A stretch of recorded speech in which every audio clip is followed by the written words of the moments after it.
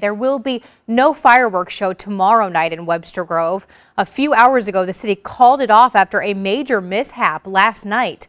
Fireworks shot into the crowds, injuring 11 people. News 4's Paige Halsey talks to some who were there who say they were left shocked. These homes along East Glendale Road have the perfect view to watch the annual fireworks show right across the street. A party every year. Our yard is like the perfect spot for it. So we had a bunch of people. But minutes into this year's show, the celebration turned concerning. And all of a sudden, this firework kind of just shot really low to the ground, and we could hear the crowd on the infield kind of let out an audible ooh. And so we were unclear what had happened. Rachel Shepard, who attends every year as a family tradition, captured it on her cell phone. Yeah, you could hear people screaming.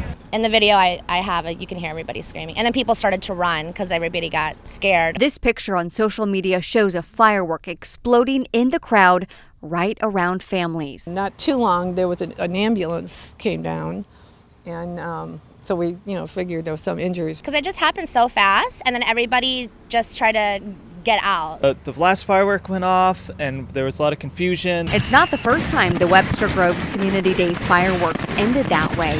In 2016, all the fireworks accidentally got set off at the same time.